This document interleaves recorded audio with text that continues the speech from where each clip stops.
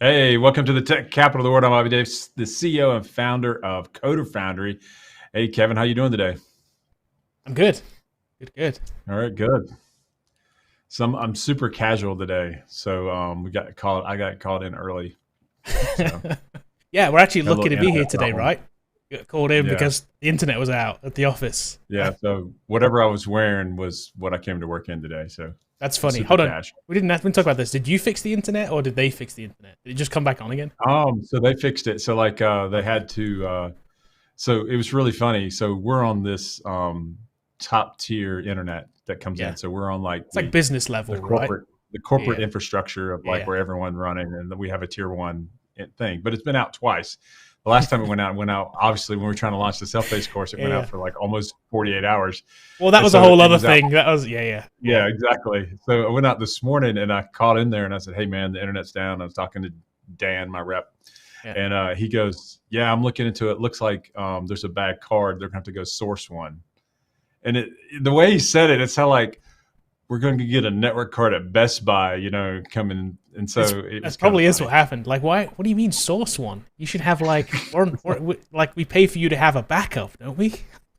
I'm assuming you have 150 of these things on a truck, Right. like this isn't like your grandma's internet, where they don't care if it's up or down. This is like Yeah. tier I one mean, infrastructure. and you would think the fact that you pay for that, you would think what that means is that they have some kind of redundancy, right? So that when one goes out, Yeah, they just like flick a switch and the other one comes on, right? But apparently yeah, not. you would think. Apparently not. So then Apparently they just take the money I get the and email back, the resolution, and the resolution was they had to go reseed the card. So they had to go out to this box and yeah. like unplug. Apparently, it become unseated, and then they unseat it back. I don't know how that happens. Like it just Wow. for me, for like infrastructure like that, it just seems like I don't know. It'd I be don't like understand why screwed there's into no place or something. yeah, and I don't understand why there's not So like a third level redundancy in that. Like you should have like, you think. a second and a third level at the prices they charge for that internet service. Like it should Not to never go mention how out. much it costs to roll a truck to try to find the box Yeah. wherever it was in Hickory, North Carolina. So like it's like That's crazy. this is kind of Maybe, crazy. Anyway, so it's all up and running, and we actually got on the show today. I didn't know if it was going to be happening. yeah. Maybe these cards So are really expensive, and having them like redundancy isn't like an option for them. I don't know, but I can't imagine they it's an are. option. Yeah. I don't know. Right, exactly. Like I don't know. It's kind of crazy. It's kind of funny. Speaking of cards and technology and stuff in general, I was looking at this morning. This Oh, I know. TSMC raising chip prices as supply shortages continue. So we've talked about this a lot here. That we can't get chips still for anything, cars and whatever, and computers and gadgets and Yeah. anything technology in general. Now these guys are raising their prices 10 to 20%. Kind of crazy. Yeah. So with that said, expect your technology to go up in price because trust me, they're not eating that. You're paying for it. Whatever you Yeah. whatever you buy with one of these chips in it, you're now paying 10 to 20% more for that chip. So it also includes they're the supplier to Apple too, by the way. They're the Yeah. ones that So although that's it's going to cause Apple to go up. so Apple products is gonna go up, yeah. So a 10 Yeah. to 20% increase on the chip price. I don't know what that means to the consumer at the end of the day. I'm guessing it's not 10 to 20% across the product price. Yeah. But it's gonna you're gonna be paying a few more extra dollars for those tech things because of that. Exactly. And it's nuts they're putting the price. I guess demand. I don't really know. We've never really. I don't know if we ever really like figured out why we don't have these chips, the supply shortage. I don't I've not really understand looked why into it that's too why much. that's happening. So like I don't understand like kind of what the deal is there. Why it's continuing right And now suddenly, I seems know kind of it's crazy. COVID. Everything's COVID's fault, but like I don't understand like why this can't recover or whatever. But Yeah, they're probably price gouging them. The problem is when you price gouge Apple, they tend to like, okay, fine, we'll build a factory. exactly, exactly. you know, Yeah, it's like trying to like blackmail the mafia. It just never right. It's ends just well not for gonna. you. It's not gonna end well. Yeah, exactly, exactly. Even if you do have leverage, they're like, yeah, we'll just kill you. How about that? There's always a level above they can go. Yeah, exactly. Um, So and actually, slightly related to that too. Something else I saw this morning on CNET.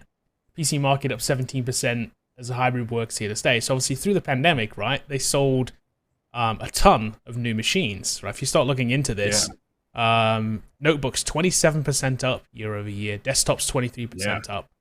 It's like that's okay. That's a lot of new machines. So for saying the fact that we couldn't get some of these chips or the chips were low, we sold a lot more computers, which is probably part to do with it too, maybe really.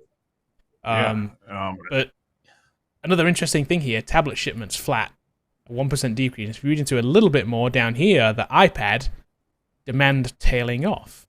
But they had a 24% growth Apple did in the notebook section, which I think 24% for them recently is big.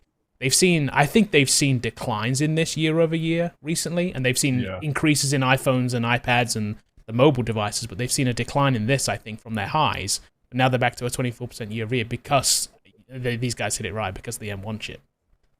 Probably right. And then, obviously you need a laptop and you can't do your work on an iPad.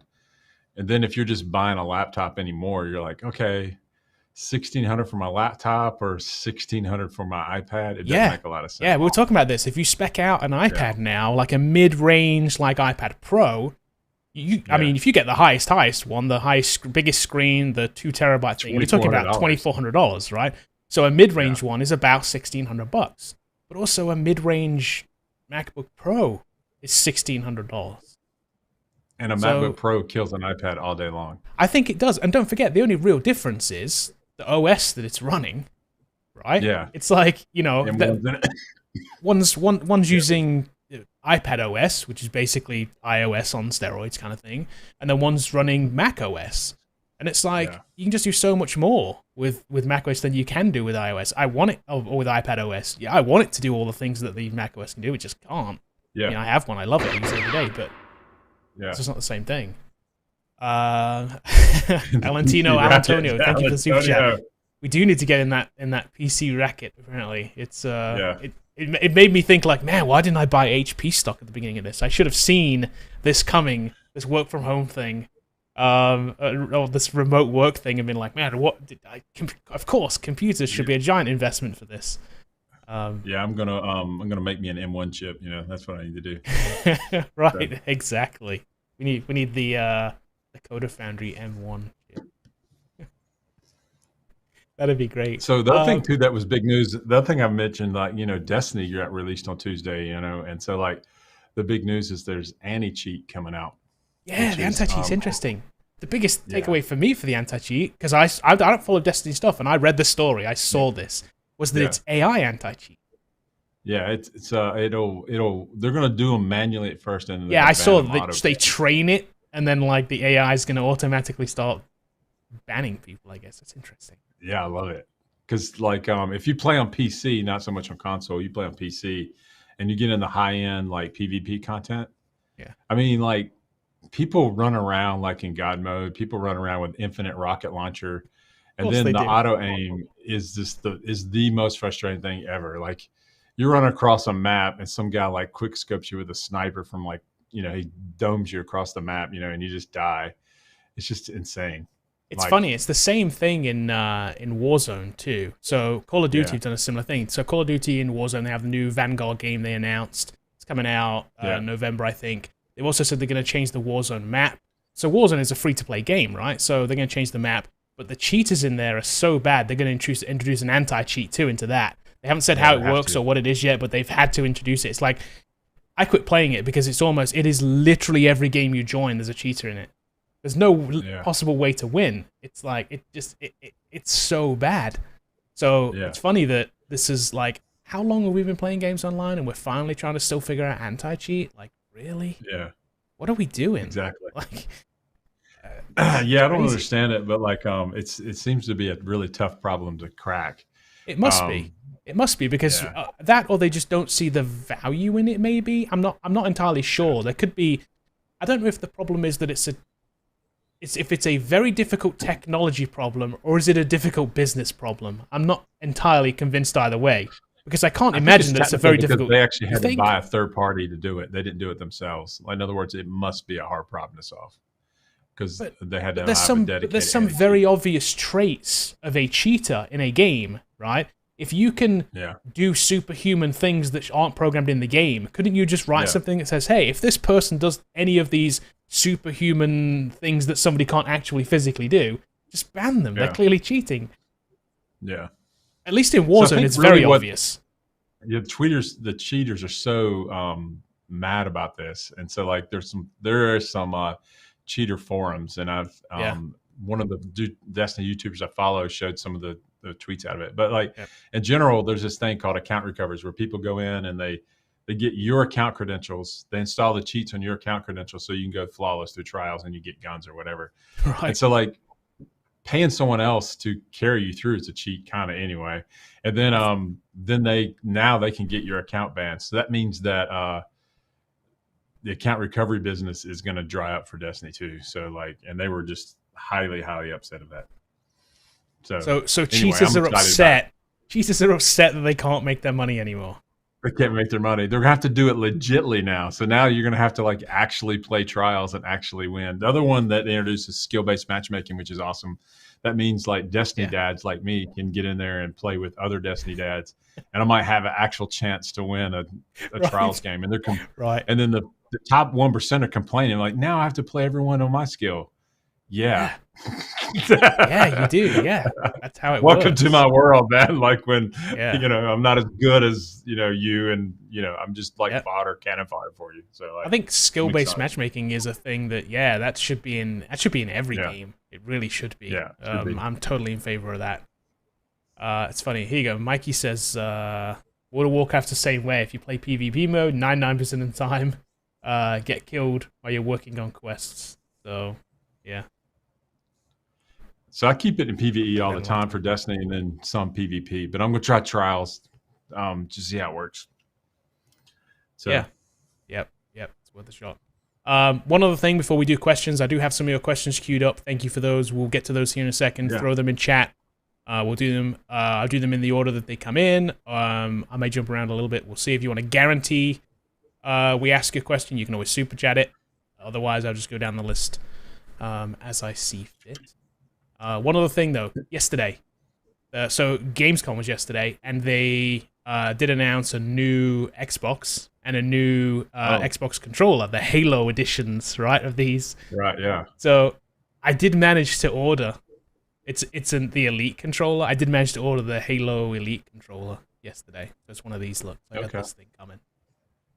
Okay. But after I ordered it, you told me you had one of these, and it sucked. Yeah. It sucks. So like, it seems like a good idea. So like the thumb things on my Elite controller, they're magnetic. So you can get a tall one or you can get a short one depending on how you want to play. But like if I threw my controller on the couch casually, sometimes these things would pop off. And I can't tell you how many times I was digging in the couch cushions to find the thumb things for my controller. And then they seems to break a lot. Yeah. And I can remember the day it happened that I threw the controller across the room and went to GameStop and bought a basic Xbox One controller that I've been using for like 2.5 years now. And that one's just like sitting over there. I hated it. I would never get another one. But since people are paying $500, man, you need to put that thing on eBay. This is the thing. After I pre-ordered it, because I knew it was going to like be kind of a rarity thing, I was like, oh, I see that. That's cool. I'm like, that's awesome. I know people are going to buy this because I know this looks cool. People are going to buy it. So I wonder how many they have. I'm like, I'm going to pre-order it. So I pre-ordered it, and it sold out like in minutes. And I was like, oh, cool. I got my pre-order. And then I noticed somebody had put another story up that's like, people are already flipping these things for $500 on eBay. I was like, $500 for a controller? Maybe I just flip my controller. Yeah, I don't know. That's what I would do. That was kind of crazy. But also this look too. You see the new console looks good too. Look how good that looks. It is cool. It looks very Spider-Man, like the new Spider-Man. It does a little bit, doesn't it? Yeah. It's not overly Halo, is it? It's kind of it's subtle. Xbox Gold. Yeah, it's subtle. The gold and the. Notice it doesn't come with the Elite controller, by the way. It comes with a regular, just branded one. Because it's better. That's right. And they know it. That's probably true. That's probably true. That even they're like, yeah, we're not going to give you that one. It's not that good. You can buy it on its own, but it's not that good. Yeah. Okay. Let me do some. We got here. Got any good comments in here? Oh, here you go. Chad says, I remember the LAN party days. Not healthy to cheat in person. Yeah. LAN party days were great. Yeah, Uh, that'll it's funny. that'll get you sucker punched in a minute, man. Like, hey. Yeah, I remember So dragging your the PC Doom or the around. Quake LAN parties, I can remember doing those, man. That was Yep. so much fun. Yeah, I didn't do a lot of Yeah. LAN party stuff. I didn't take because I wasn't really big into PC gaming then. I started like Yeah. console gaming in groups when it was like the first PlayStation came out. I remember taking a Yeah. TV and the PlayStation around to like people's houses and Yeah. putting them like back to back and playing like Ridge Race and stuff. So kind of like a LAN party, but not with not the PC days. I really got into the hundreds of PCs in a basement kind of things. Yeah, I've done LAN parties. I've done my own. Brought a Switch and everyone bring in their LAN thing and play Quake for like 24 hours. It's fun. Okay, cool. Okay, let's get to some questions here then, because we got some questions. Let's see. Start off with Sean here. Sean says, spoke to a director of software engineering with a nice company here in town yesterday. The advice of one of the senior devs, he likes me, he just has to find a team he could put me on. That's awesome. I know you've been networking great, a lot, Sean, too. That's that networking will take you far. Just knowing somebody and talking about that stuff, that will take you far. That's cool. He'll find a team for you. It looks like he's going to find a team to put you on. So that's good. Hopefully something comes out of that. That'll be great. Yeah. Let us know if it does. Here you go. I had a follow up to that too. Has to consider no experience and the time to get up to speed. Plus someone on the team who could bring me up to speed while getting their own stuff done. Yeah, that's good. If you can get somebody like that to mentor you, that'd be great. It'd be amazing. I like it. Okay. And I'm not going to pronounce this correctly, am I? So I'm just going to call you Map, and I hope that's okay. Map says, what are the traits of a good startup founder? I don't know.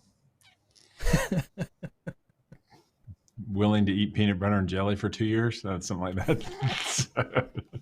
That's probably true. I don't know.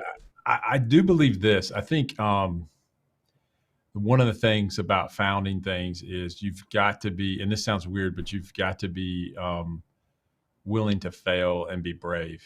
And when things don't go right, which they never do, like, what is your pivot? Be willing to pivot. I wrote an article a long time ago about the art of the pivot, and so Kevin's been here. We pivoted a lot on what we do because you just have to find a way to make it happen. And then be willing to start over, be willing to just keep pushing the envelope of what you want to do and keep trying until you do it. I don't know. That's all else I can see. And then just, I don't know. You got to be a salesperson too. Like you've got to be able to sell whatever you're building, whatever you're doing. You got to kind of have all the hats, haven't you? Yeah. You've got to be able to sell it. So, I don't know. I think you're right. Sales is a very underrated thing in that realm. You've got to be a certain kind of person to be able to sell it. Like having the idea and even the execution. Just because you build something awesome doesn't mean that people are going to find out about it. You got to also be able to talk about it. So if you're a technology guy and you're super, super, super introverted, I would say it's not a good founder, even though Bill Gates was successful at doing that. Steve Jobs was brilliant at, I would say he was an extrovert that was kind of weird in a lot of ways. Yeah, but he had Steve Wozniak too, don't forget. Huh? He had Steve Wozniak too, who was the kind of the tech guy. So he was the face and Wozniak was kind of the brains. And that's why that worked well. And when you look at someone like Elon Musk, I mean, Elon Musk is definitely an extrovert and who can sell it. Sir Richard Branson's the same guy that's just going to always sell you whatever they're doing. Yep. And they also don't think there's anything they can accomplish or can't do. Hence the reason they're building rockets to go to space. They're going to space. Yeah. I mean, yeah. So it's that. I think that's the trait is just pushing through when things don't seem possible and finding a way to do it. I hope that helps. Anyway. There you go. Okay. Let me see here. Reynold says 39-year-old guy here just starting learning how to code. I've been building and manage WordPress sites for a few years now. Well, thank you for joining us. That's awesome. Cool. Hey man, keep learning. I mean, managing WordPress sites isn't a bad gig, so that's cool. Yeah, and just know that 39 isn't too old. If that's what you may be implying, I hope you're not. But so, and you look younger than 39 anyway in that picture. Yeah, you do. You do look younger in that picture. I was going to say the exact same thing. Yeah. So you're good to go. Yeah, that's awesome. Yeah. And while you're doing that too, managing PHP, if you want to extend stuff out there too, obviously you're probably looking at, for WordPress stuff, you're probably looking at PHP. Right. And if you're not, start looking at PHP if you're doing WordPress Yeah. stuff. That'll 'Cause that's the that'll natural extend your extension is skills. building plugins, being able to do things like that to increase your skill set. Yep. Okay, AJ. What's AJ's questions? Do you feel .NET is in demand everywhere, or is it a state by state? In the U.S., I'm assuming you're saying state by state. In the U.S., yeah, it's in demand everywhere. I can't think of a state that you're not going to find .NET jobs in. Now, obviously, it's going to be less in Montana than there is in New York. But there's less of It'll be everything. less in I mean, that's Montana not. Yeah. than population based. So, but yeah, there's .NET jobs everywhere. I don't think it's state by state. But if you're in South Dakota, like when I had a student here in South Dakota, or North Dakota, you're probably going to have to move. I mean, to get most of opportunities, because there's just no one lives up there, so it's cold. So. Right. You're also going to find, if you're talking about like comparing it to other languages too, you're going to find it's like it's the same everywhere. It's similar everywhere. You're going to find some places that are hotter than others because there's certain companies that may use that technology that hire, or there's some companies that let's say there's a giant company in your market and they use Java, right? Then obviously your market's going to look more like a Java market. It's just going to be up and down. So it really just, it depends. And do your research. That's the best way to do it. Look on Indeed in your area and just compare. But I feel like in the United States, you're going to have opportunities with .NET no matter where you live. And hopefully remote can even increase those opportunities for you if you can find a remote gig. Yeah. Definitely. Okay. And I hope I pronounced this correctly. Is it Zenaida? Zenaida. Hopefully. So Zenaida lives in Houston. What's the best city to find work as a coder? So you want to move to the best city in the U.S. or just find a job in Houston? I think you find a job in Houston. You can. Definitely. Yeah. And so if you just want to stay in Texas, obviously Austin's like one of the new, what people are calling the new Silicon Valley. A lot of Silicon Valley companies are moving to Austin, Dallas, probably Houston as well. The reason is Texas has a no. Yeah, I think the tax laws are very sales tax. Yeah, the tax is more tax friendly than say California and New York, and so like they are attracting these tech companies like crazy. So I think Houston's a great place. Ron does stuff. Ron, thank you. Ron just says, "Look so much. Have a degree and learn more in a few weeks than I did, especially for the job market." Wow, Ron, thank you. Thank you, man. That's our goal. Good to learn. Is to get you going and hopefully get you a career in this world. But Zenadia, I hope that helps. I think you can find work as a coder in Houston. I don't think you need to move, but if you just want to move, you can look around. But I think Houston, Dallas, Austin, and Texas are all great options. Yeah, definitely. So any large city is going to have work as a coder, and you live in one already. There you go. Okay.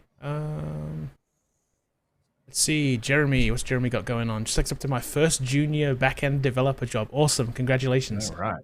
After going through the self-paced bootcamp. Oh, wow. Okay. Using your blog project and portfolio advice. Completely self-taught. No degree. That's awesome. Boom. I didn't read this comment before, by the way. Thank you, Jeremy. That's amazing. That's good. You might be the first one to come back here and say that, Jeremy, actually, I think. Right. From the blog project, if you use the blog project in the portfolio advice, I guarantee you're the first one out of the self-paced bootcamp, which has only been up for a couple of months. Yeah. That you got it. So that's awesome. Jeremy, send me an email at info@codefoundry.com. I'd like to connect with you too. That'd be awesome. Great. So awesome info@codefoundry.com. Just drop me an email and I'll send you an email back. That's awesome. Congratulations. That's awesome. Let's see. Mepco also wants to know thoughts about emerging markets, Africa, India, Southeast Asia. What opportunities do you guys see there? I have no idea. Like, I really don't know. I would say India has a lot of opportunities just because I know that a lot of people from India, and they put a definite education and everything is centered around coding. Is SAE, is that Saudi Arabia, Arab Emirates? Southeast Asia. Southeast. Okay, Is so that what like if was? you're Was in it, I think. Yeah. Korea, China, Southeast. Yeah. I think so. so I would say South Korea definitely is a technology town. What I would, and this is just me from talking to people here on YouTube when they come in and ask me questions. In Southeast Asia, there it seemingly is a lot of embedded stuff, and that makes sense. Like a lot of the manufacturing for electronics and stuff is over there. So it seems like that's a lot of what the market centers in and around, or there's a lot of opportunity there. Africa, I have no idea. I don't even know. Maybe South Africa, maybe, but some of these African countries aren't going to be the best places out there. But I don't know. Someone could tell me I'm crazy, and then there's all kinds of opportunities in all these other places. I don't know. Yeah, it's just we don't have a finger on that pulse at all, do we? Really? Yeah, I mean, to me, I think obviously Europe is going to be good. I mean, but that's not an emerging market. That's not what you're asking. But like, yeah. So I don't know. India, I would think would be strong. Southeast Asia, I think would be strong. Africa, I really don't have an idea of at all. Yeah, and kind of a follow-on from that too. Ricky wants to know, how do you see the .NET market in NYC? That's a little bit closer to us, and we have a little bit more insight into that. Yeah.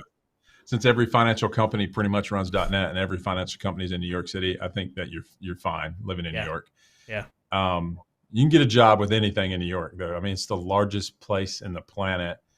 So you could be learning the dead language of something from 20 years ago, and there's still a job in New York. Someone's doing it. So like, I mean, I think there's 8 million people in Manhattan, and that's just one of the boroughs. So I think you're fine. Learning .NET will get you into the larger corporations, and that's where you want to be. That's where the most money is. It's where the most jobs are. Yeah, we know we know from personal experience that companies like the Yankees, the NFL, the MTA all use .NET. Yep. So there's some, plus like what we said, all the financial institutions all have .NET to some degree. Yeah.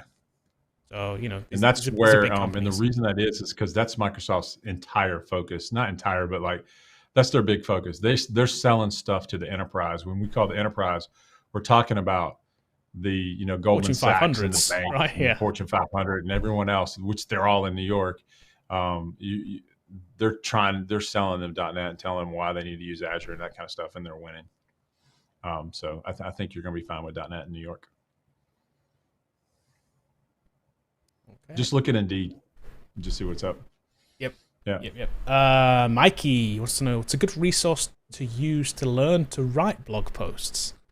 I'm not quite up to the blog building part of the self-paced course and was wanting to start practicing my writing skills. I like it. I like it. I don't know. Really you really need writing prompts. I've never used the resource. You need like a writing prompt if you can't think of something, right? So okay, if you can't think of something, then you use anything that you've built, and that's your writing prompt. So Fizz Buzz, variable declaration, those kind of things. Any kind of thing that you can teach someone is a fantastic blog type article. If you teach someone something, then that's what you want to do. Exactly. I saw a blog article yesterday. Okay. Oh, yeah. Talking about how to link JavaScript to your HTML. And I'm talking about literally how to link it, how to write JavaScript in your HTML, inline in a script tag, or using an external JavaScript file. That was the entire article. And it did really well. And it was on Dev. It was on Dev TO. Yeah. And it did well. So, it's like you don't have to, you're not writing Shakespeare. Yeah, you're really not. You're kind of, you're making what seems like might be overly simple to you, but to somebody who doesn't know it yet, you're teaching them something. So I think I'm going to go on my Medium account today and write one how to link CSS to a page to see what happens. Yeah, you could. I mean, you could do exactly the same thing for that. You could write inline style, or you could write an external style sheet. Yeah, and that's all you need to say. So yeah. Look within your own work. Yeah, I would say, Mikey, the one thing that I would say is writing is you just got to start doing it and practice your writing and just practice, just write things. You could look at other blog posts that you've read and try to see their structure, try to uncover their structure. I'm sure there's a Udemy course about writing blogs. I'm sure of it. I don't even know, and I'm sure that someone's built it. There is probably that you could just learn and how to do it. But just start writing and make sure things spell correctly and the sentences make sense, and you should be good enough. You don't have to write novels out there, man. Don't let the fear of your writing not being as good as someone else to not do it. So Yep. And while I've never used this or even looked at it, I trust Ben's opinion on this. Bloggingfordevs.com. sure, yeah. There you go. Go check that out. Bloggingfordevs.com. I might check that out. There you go. Okay. Go to our next one here. Oh, actually, look. Alan says, "Hey." Oh, what's up, Alan? So yeah, that's my trainer that I work out with. So that, or he gets me working out, and I need to get back in the gym. I haven't been there in 4 or 5 weeks, so I've been slacking. That's why he's in here.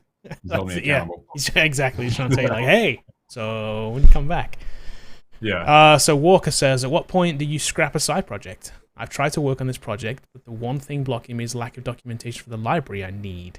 I don't understand the documents.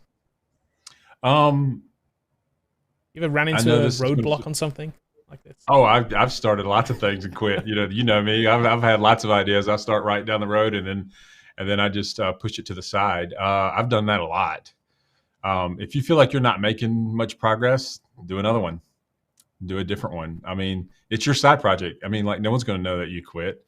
I probably have 40 repos. I have like 80 domain names. I mean, like, so, right. Because I'll start writing something and I'll run into it. I mean, in fact, I'm looking right now into how to make a video editor in Blazor. I don't know if I can do it. So, like, we talked about it. Yeah. I immediately ran into 2 or 3 things. I'm still going to look into it, but it looks like it's not ready for prime time quite yet. I can play them back. It's just like the whole editing and like clipping and insertion. Which is the real part. Yeah. Those basic editing things are like, that's right. And my thing is I want it to work in browser. I could like kick it off to make a server-side process, which is what everyone's doing right now. But like, I don't want to do that. That's not the point. So I think that side project may get shelved while I work on other things that are easier for me to do. So anyway. Right. Oh, check this out too. Troy says, got a job offer, 75K yesterday for .NET remote out of New York. They need an answer by Friday. It's an older stack migrating to a newer to a newer .NET. But he also says, I was hoping to finish the bootcamp before making the decisions on job offers. Don't wait. I mean, if that's more money you're making right now, it's a good opportunity to take the cash. I mean, that's what I do. Yeah. But you can always take another job too. I like it. Exactly. All right. Thank you. Oh, super chat. Awesome. Right, thank you, Mr. Sojek. Yeah, we'll do your question right now. Yeah. So, any advice for starters over 40? How serious is ageism in the industry? Would I need to know? We pulled up here again. Hold on. Pull him up here. Would I need to know 20% more than my competitors to convince employers? No. No on the last part. Yeah. No, I don't think so. Like I don't even know. Like I think what you're doing is you're number one. Ageism is a problem, but not for someone who's 40. But how do I overcome that? In other words, like, let's say that ageism is true and they judge you on 40 and say, you're just starting out at 40. You can't possibly know this. You're too old. And say that's a true thing. I don't believe it is, but let's say it is true.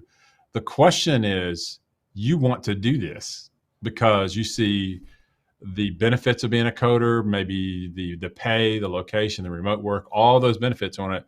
So you have to work around those things. And this is what we do at Coder Foundry. We show people how to work around those things.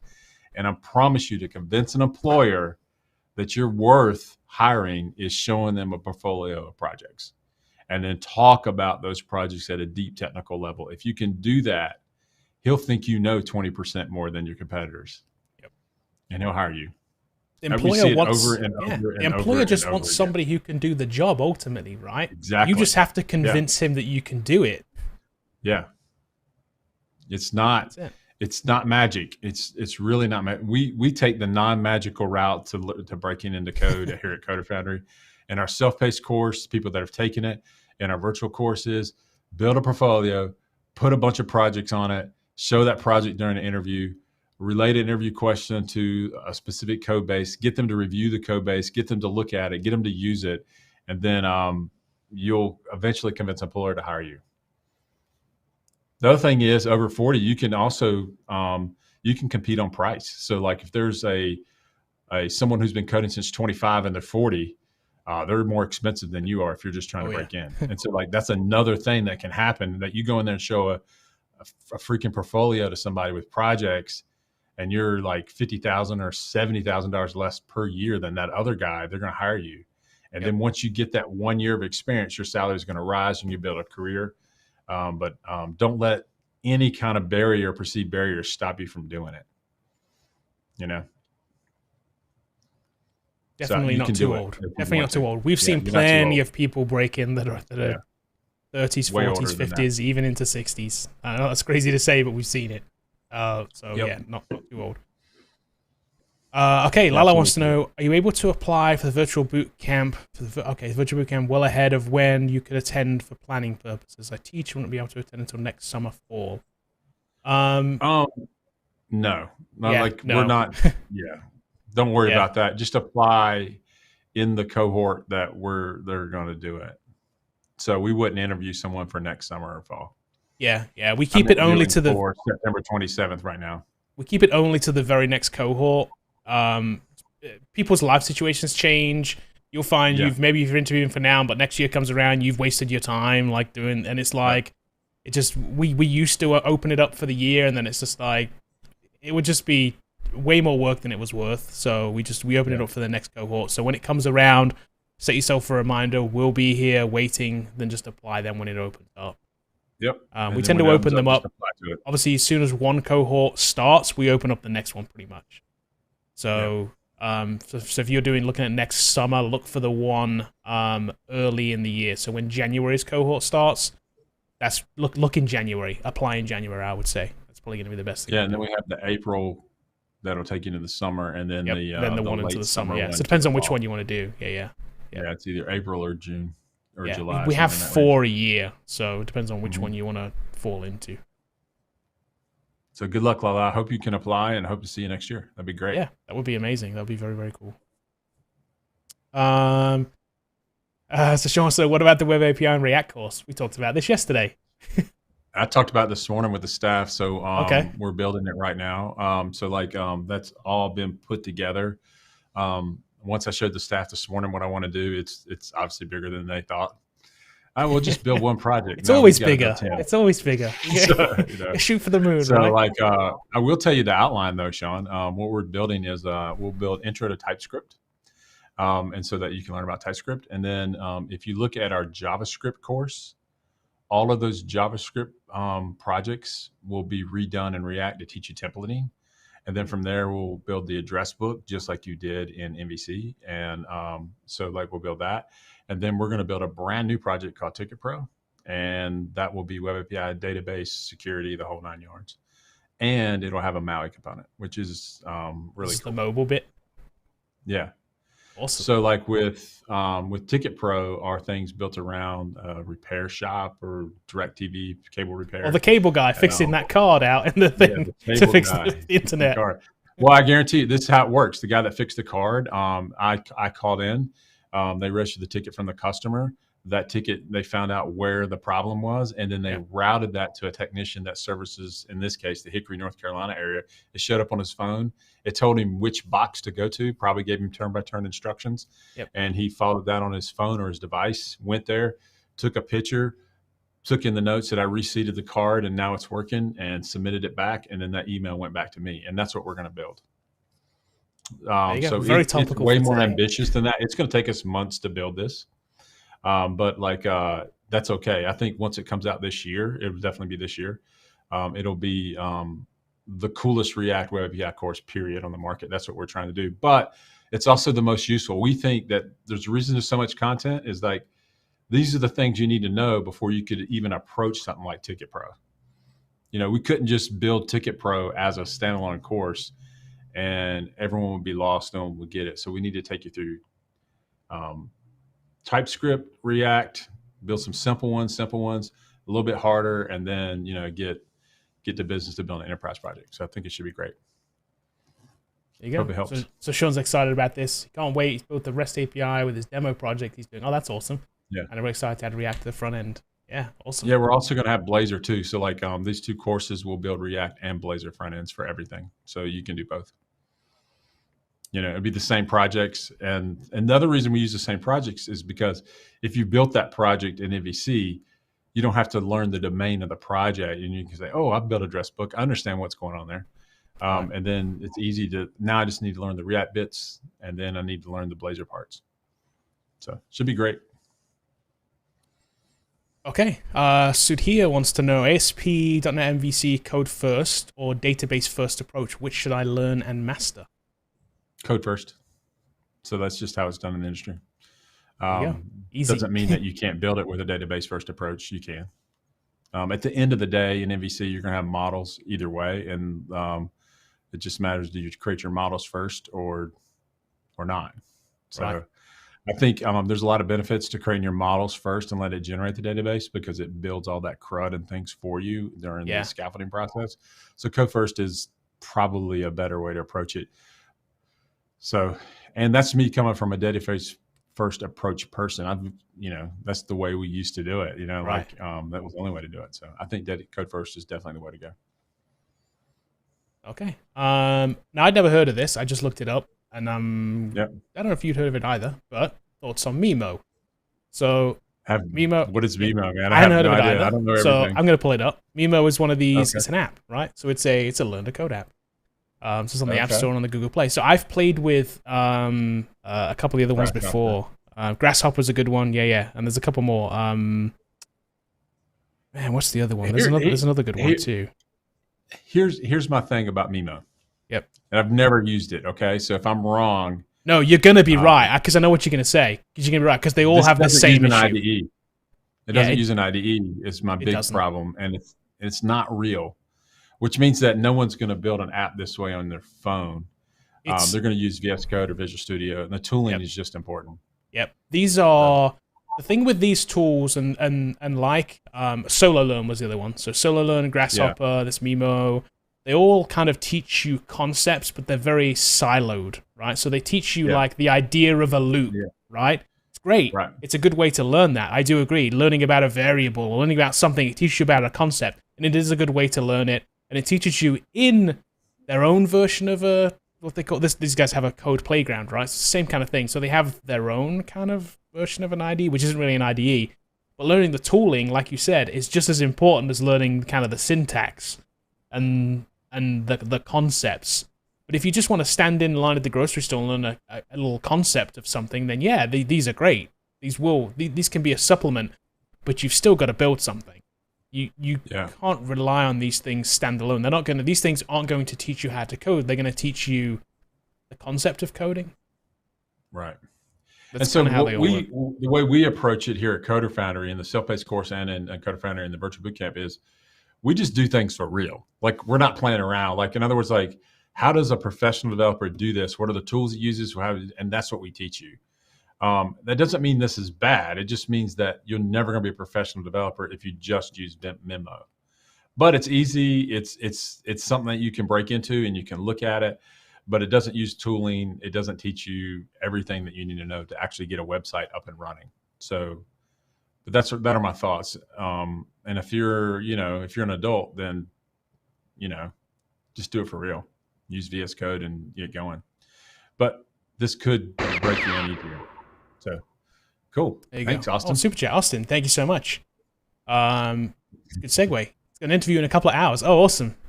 You guys, your content help gain confidence. Go for it. Thanks. Also, build a self-paced goals. Oh, that's awesome. Good luck, Austin. Go for it, dude. Just knock it out. So if you got something to demo. Yeah, demo. That's the tip. Yeah. Try and a couple get hours. your demo. If you don't have anything, then you got to go with what you got. But you can do it. Yep. Make sure that you show them your work. If you got some work to show them, show them that work. You'll excel. Okay. Oh, this is a funny one. N17 Hero wants to know.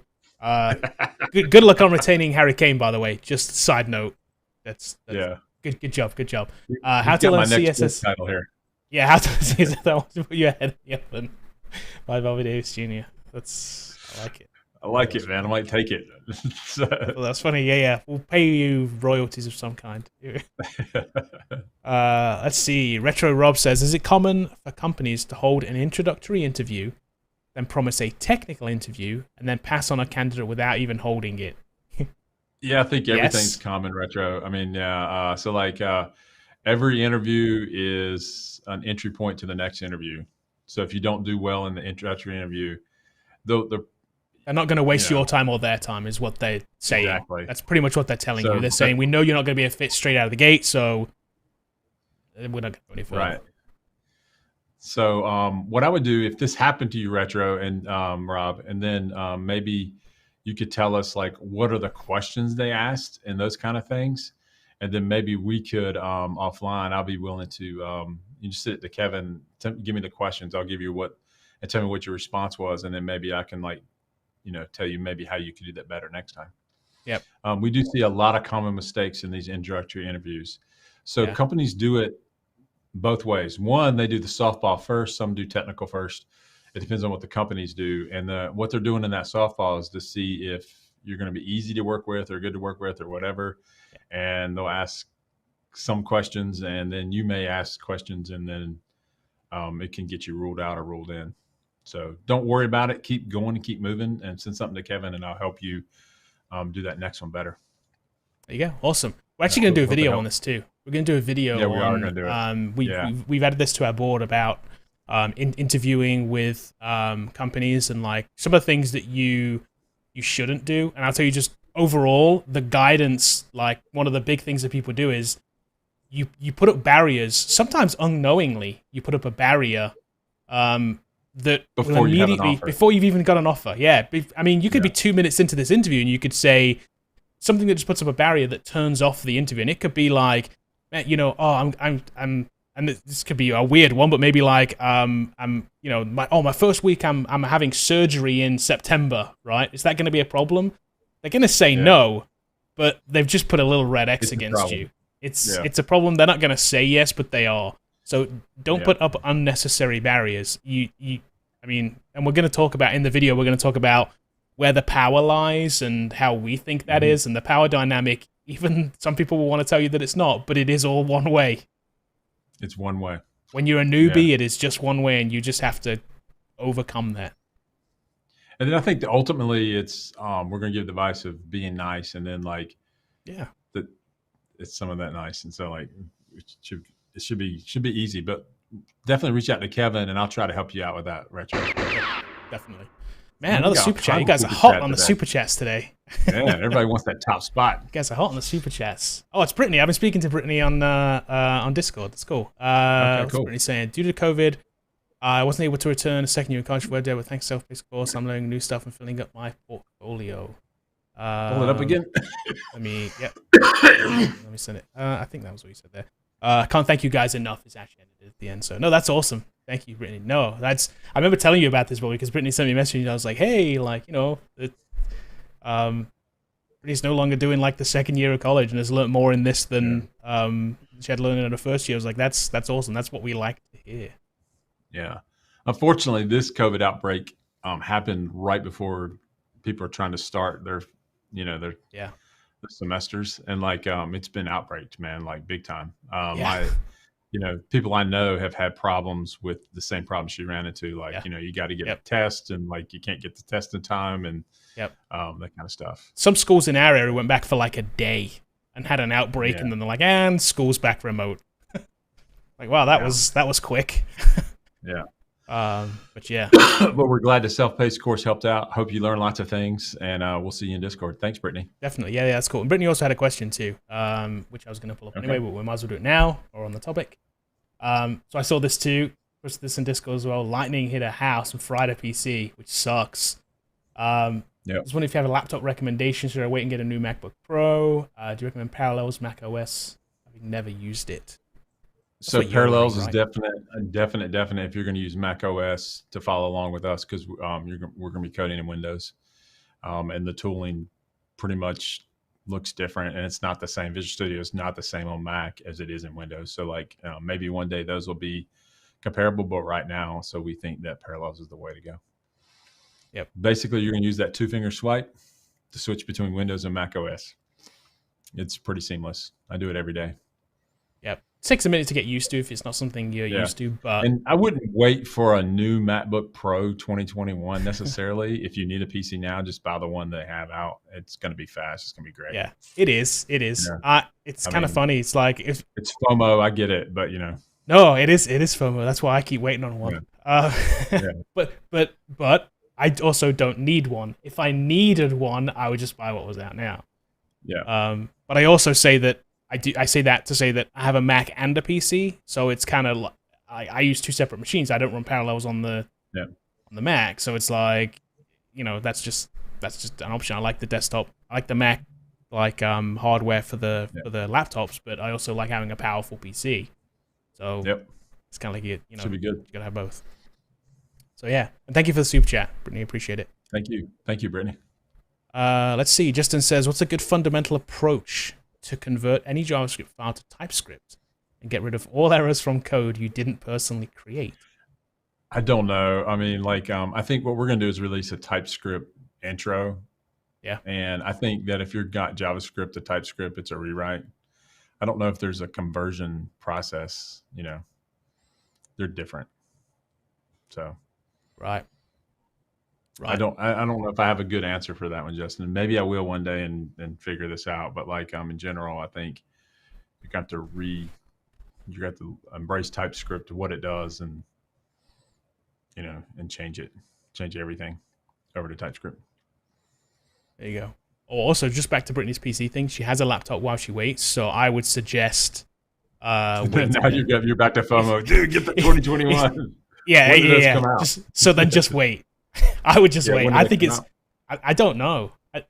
We don't know. I don't know. It's got to be soon, man. They've held on for so long now. If you look at the life cycle of these things, we're well overdue on one. Christmas is coming, man. I mean, you need something for that Christmas season, right? Yeah, exactly. Yeah. That's it. Yeah, you need to put it on your Christmas list. That's it. Add it on your Christmas list. Get somebody to buy it for you. That'd be even better. So that'll have the MacBook Pro. Apparently, will have the M1 chip. They'll probably have a lot more memory and that's kind of stuff. We'll see. Yeah, we're talking about. So this next generation will have M1X or M2, whatever they're going to end up calling it. So the advanced version. Some people have seen this chip or seen some things about it. It has more cores on it, I guess. But it's not a new architecture, so it's just going to be faster and better, and it's going to be the same price, right? That's the problem. It's not FOMO as much as fear of missing out of the better machine. It's also fear of missing out the fact that the machine's going to be priced exactly the same as the current version is. As the current version, yeah. So, and if you buy it and you have it for more than 30 days, you own it. If you have it for Apple's policy on return is pretty good, though. I think it's 30 days. If a new one comes out, you can always just go and exchange it. That's why they don't tell you when the new one's coming out. Right, because people just go buy one and at the end of the day. So they want you to buy the one they got. Exactly, they want you to buy the one they're selling right now. So. All right, cool. Sorry I couldn't help you, Justin. Hope that helps. Okay, Walker wants to know tips for navigating job search while trying to not let current employer know. Interesting. Well, when you apply, hopefully they don't call and check your references till you get an offer. That'd be better. Well, yeah, because they're kind of going to know, aren't they? If you've put it on your thing and they do try and check a reference, and that's going to make you worse if you kind of haven't told them. But I mean, I think most people know that they're not going to screw you over that way. Most companies know that. Yep. So I wouldn't worry about it. If you're looking for a job, you're looking for a reason, you just got to go do that, and keep looking. Yeah, it is what it now is. That it's you've not told a national audience that you're looking, Walker. Hopefully your employer's not watching this show. So this was Walker Laurie. If his employer is watching this, he's looking for a new job. Right. Hopefully using an alias. So. He's asking for a friend though, Kevin. That's what he's doing. Yeah. So a friend of Walker Laurie wants to know. Wants to asking know. for a friend. Yeah, I like it. No, that's good. But yeah, I mean, don't lie about it, of course, but they're going to find out. I don't think they'll call your employer. I mean, that's really bad form on an employer's part. And employers know the game, and they're just not going to do that until you've got an offer or something like that. Yep. Okay, Emmett says, I just got my first dev job with a month remaining in a boot camp. That's awesome. I'm the only dev on the team. Okay. Should I be worried since this is my first job, or should I get my 1 year experience and move on? Bingo. That's what you know. Take it. Exactly. Take the job, take the money, do the best job you can do, get your 1 year experience. And if you feel like moving on at that point, move on. If not, if it's worked out, then, it's great. Typically, it sounds like you're at a smaller company. You're their first dev hire. They don't want to spend a lot on devs at this point because they don't know how it's going to work out. And it may not be the best job, but you just get experience. You got this. Just do it. Yep. Make money. Okay, we've got a few more minutes left. Time to do some more. All right, cool.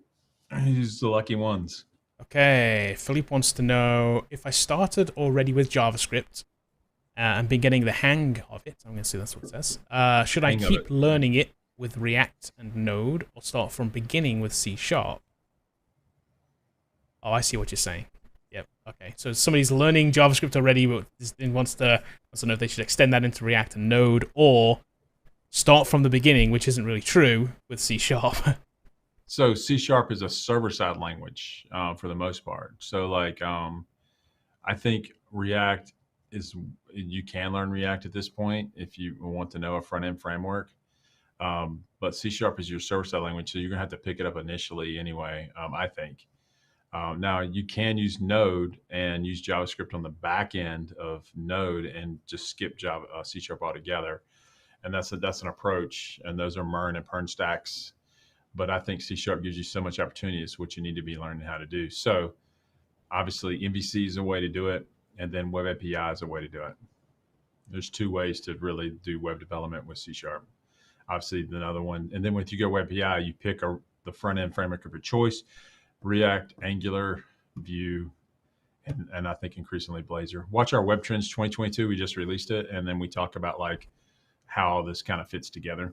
So hopefully that helps. Yep, it just came out yesterday. Yeah. Okay. So Sean's question. So to deploy my .NET Web API and web services, HTML, CSS, JS, I have built them both in VS Code. Is there a way to deploy these things to a hosting site? I'm super new at deployment. My DB is hosted. Yes, you can. So you've got the self-paced course. Look at what we're doing with Heroku. The same thing applies to Web API. You can host them on Heroku. Yep.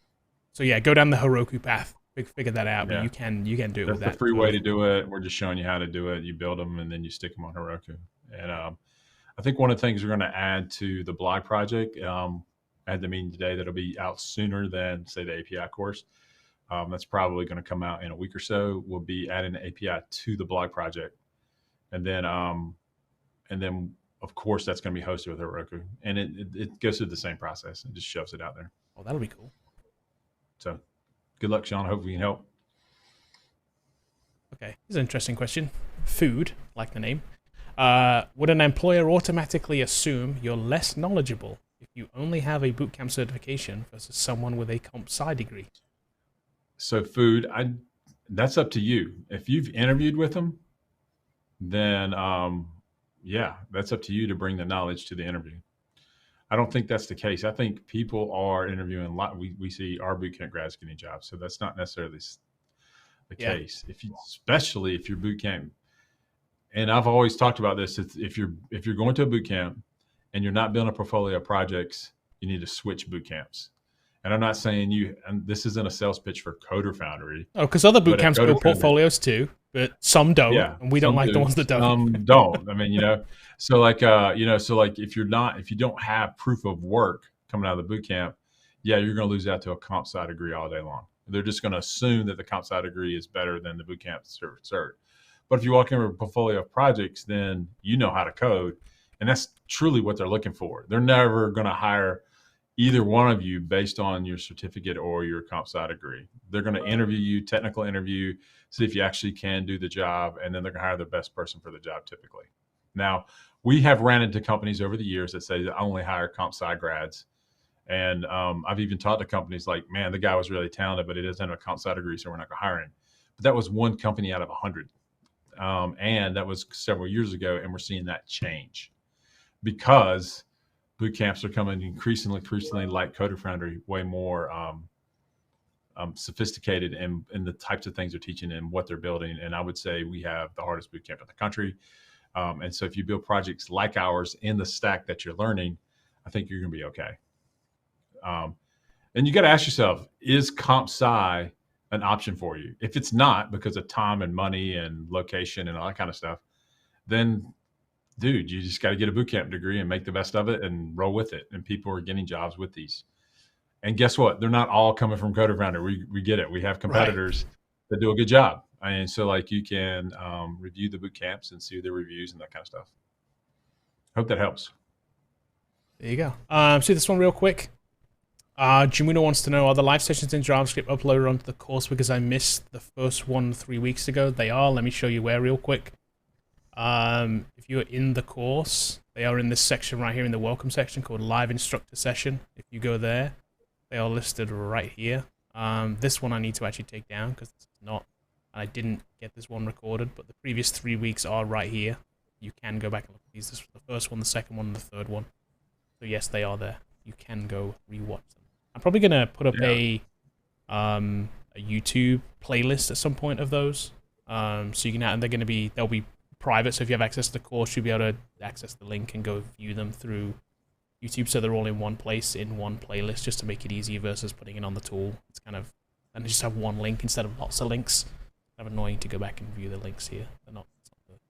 All right, let's put up Dan's question. I don't know if we can do this, but Dan O'Malley, he's a recent bootcamp grad. Let's see. Hold on. Where is he? What's he want to know? Would you guys consider selling a crew neck sweatshirt on your Teespring site? So we have a hoodie. Do they have like a non-hoodie version? I don't know.